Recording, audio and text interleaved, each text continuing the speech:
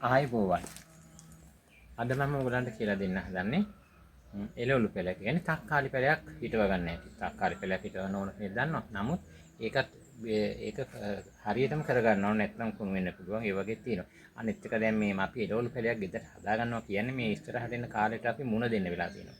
තාම මොන හරි අපි ගෙදර හදාන්න ඊළඟ සතියේ තවත් මොනවා හරි පෙළයක් හදා ගන්න මම කියන්නම්. මොකද අපි අපේ ජීවන රටාවට මුහුණ දෙන්න නම් ගෙදර තක්කාලි පෙළයක් අවු මිරිස් ගහක් ඒවා අපි හදා ගන්නවා. නිවිති පෙළක්. ඉතින් අපිට ඒව හදාගත්තොත් වඩාත්ම හොඳයි. ඒ නිසා මම අද ඔයගලන්ට කියලා දෙනවා මම ඔයගලන්ට පෙන්නන්නම් මගේ ගෙදර නිකන් සාමාන්‍ය පෙළයක් පැලවෙච්ච තැනක ගෙඩි ආපු හැටි. ඒ නිසා මම තමයි අද වීඩියෝ එක කරන්නේ. ඒ පෙළයක් අපි කොහොමද හරියාකාරව හිටව ගන්න. තක්කාලි පෙළයක් හරියට. මම දැන් පෙන්නන්නම් ඔයගලන්ට මම හදාගත්ත පෙළවෙනි තක්කාලි පෙළ. මේ වගේ පෙළයක් මේ රෝගී පෙළයක් මේකේ මුල් හොඳට තියෙනවා. අපි කොහොමද මේක හදාගන්නේ? මම හිතනවා මට මේ බෑග් එකේ දෙකක් හිටවන්න පුළුවන්. ඒ කියන්නේ බෑග් එක ලොකුයිනේ. මේ වගේ පැල දෙකක් මම ලෑස්ති කරගන්න. මේක පැලේ ලොකු හන්දා මේ බෑග් එක ලොකු හන්දා පැල දෙකක් හිටවනවා මම. ඒක සමහරට එකක් මැරෙනවත් එකක් හරි ඉතුරු වෙනවනේ. ඒකත් අපි බලාපොරොත්තු වෙන්න බෑ. නැත්නම් එක මැරිලා ගියොත් එකක්වත් නැහැනේ. ඒ හන්දා මම ඒක දැන් මෙහෙම මම හදාගත්තේ මේ පෝර බෑග් එක කියන්නේ පෙස්සෙලි. මේකේ තියෙන කොම්පෝස්ට් වැලි අනිත් එක කොහොබත් ටිකක් දාලා කලවම් කරලා මම ඉස්සෙල්ලා මේ වාදනය කියන්නේ මේ හිටවන්න ලෑස්ති කරගත්තා. මොකද වීඩියෝ එකට වෙලා යනවා නැත්නම් ඔක්කොම කරගෙන මේක දාලා තියෙන්නේ වැලි කොම්පෝස්ට්ුයි කොහොබත් මිශ්‍රණයක් හදලා ඒකේ භාගයක් දාලා සම්පූර්ණ බෑග් එක පුරවන්න ඕනේ. ඊට පස්සේ අපි මෙහෙම මේක අතින් තද කරලා පැලේ චුට්ටක් ඊට පස්සේ අපි මේකට තව කොම්පෝස්ට් ටිකක් දාලා පැලේ හරියට ක්‍රමානුකූලව හදා ගන්න ඕනේ. ඒකම මේක දාලා අපි හිටවපු ගමන් මේ පැලේට වතුර දාන්න ඕනේ. මොකද මේ කාලෙත් හරි අමාරු කාලයක්නේ. නිසා පැවිලි නිසා රොත්තු දෙන්නේ නැති වෙයි. තක්කාලි පෙළේ වැඩිපුර හැබැයි මේ උඩ බූව යන්න අතින් අල්ලන්න එපා. ඒකත් එහෙම කතාවක් තියෙනවා. මොකද ඒකට සමහර විට ගෙඩියෙන් නැහැ මැරෙන කතාවකුත් තියෙන නිසා නිතර මේ උඩින් අල්ලන්න යන්න එපා. මේක මෙහෙම හොඳට තද කරගන්න.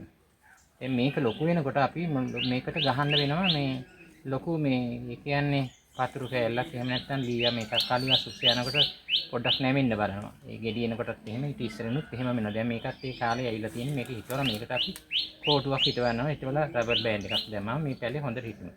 අනිත් එක තමයි මේම හිටවලා ඉවිල්ලා දැන් මේක ඒ වෙලෙම වගේ අපි හොඳට මේකට බැස යන වතුර පාවිච්චි කරන්න ඕනේ. නැත්නම් මේ පැලේ දැන් අර ගලවගෙන ගලවගත්තාම තක්කාලි බොහොම මෙච්චර හයි ඇති જાතියක් නෙවෙන්නේ. ඒක හොඳට තද කරගන්න.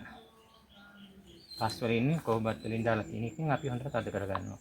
පැලේ හරියට රුදුව තියෙන විදිහට හදා ගන්නවා. ඊට පස්සේ දැන් මේකට අපි හොඳ බැස යන වතුර විදිහයි කියන්නේ හොඳට දාන්න ඕන. මේ මොකද මේක දැන් අලුතෙන් පැලයක් හිටවනවානේ මේ තක්කාලි කොහොමත් එහෙම අමාරු දරුවන් නැත්නම් මැරෙන්න බලයි.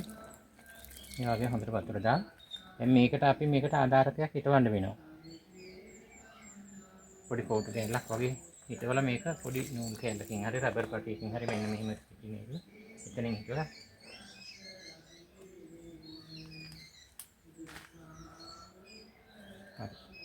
මේක හොඳට වතුර මේ හිටවපු වෙලාවෙම දාන්න වෙනවා. මේක මොකද නැත්නම් මේක ඇරෙන්න බලයි. මොකද මේ කාලෙත් එක්ක හිටියේ හරි අමාරුයි. ඊට පස්සේ මේක පොඩි හේවනකින් තියලා දවස් 3-4කින් ඕගලන්ට එළියට දාන්න පුළුවන්. මම හිතනවා ඔයගොල්ලන්ට මේක තේරුම් ගන්න පුළුවන් වෙන්නේ නැත්නම් තක්කාලි පැලයක් ඕන කෙනෙක් හිටවන්න දන්නවා. එහෙමනේ කියන්නේ.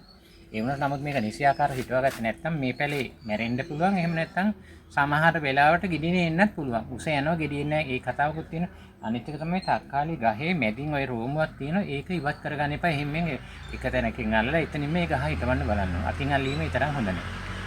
දැන් ඔයගොල්ලන්ට තේරෙන්නේ නැති මම මොකක්ද කිව්වේ කියලා. ඔයගොල්ලෝ මේක බලලා මොනවා හරි කියනම මට කතා කරලා කමෙන්ට් සෙක්ෂන් එකට කමෙන්ට් එකක් දාන්න. ඒ වගේම බයක මම හරියට දාලා තියෙනවා. ඔයගොල්ලෝ මගේ ලින්ක් එකට ගිහිල්ලා සබ්ස්ක්‍රයිබ් කරලා මට ලයික් කරලා ඔයගොල්ලෝ මාව දිරිමත් කරන්න. ඒක තව ඔයගොල්ලන්ට මොනවා හරි මගෙන් දැනගන්න පුළුවන්. ආයිබෝවා.